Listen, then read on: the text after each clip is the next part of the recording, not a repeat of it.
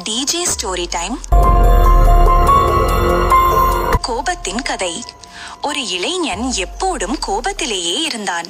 சின்ன விஷயத்துக்கே சீக்கிரமா கோபம் வந்துவிடும். அதை அவனுடைய அப்பா கவனித்தார்.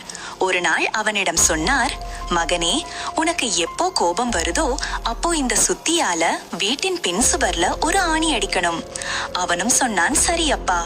அதன் பிறகு அவனுக்கு கோபம் வந்தாலே சுவற்றில் ஆணியை அடிக்க தொடங்கினான். முதல் நாள் 10 ஆணிகள், அடுத்த நாள் 5, பின்னாடி 2. நாளுக்கு நாள் ஆணியின் எண்ணிக்கை குறைய ஆரம்பிச்சது. அதோடு அவனுடைய கோபமும் குறைய ஆரம்பிச்சது. ஒரு நாள் அவன் பெருமையா சொன்னான், அப்பா, எனக்கு கோபம் குறைந்துடுச்சு, ஆணி அடிக்கவே வேண்டியதில்ல. அப்பா சிரிச்சார். மகனே, உனக்கு கோபம் வராத நாட்களில் நீ அடிச்ச ஆணிகளை ஒவ்வொன்னா பிடுங்கு. அவன் அதேபடி செய்தான். கோபம் வராத நாட்களில் ஒவ்வொரு ஆணியையும் பிடுங்கினான். முழுசா பிடுங்க 45 நாட்கள் எடுத்துக்கிட்டது. அவன் பெருமையா சொன்னான், அப்பா, எல்லா ஆணியும் பிடுங்கிட்ட. அப்பா அவனை சுவற்றின் முன் அழைத்து சென்றார். மகனே, பார், நீ கோபம் வந்தப்போ இந்த சுவர்ல ஆணி அடிச்ச. கோபம் குறைந்தப்போ அதை பிடுங்கிட்டே. ஆனா இப்ப பாரு, சுவர்ல ஏற்பட்ட ஓட்டையை நீ எப்படி மறைக்க போகிறாய்?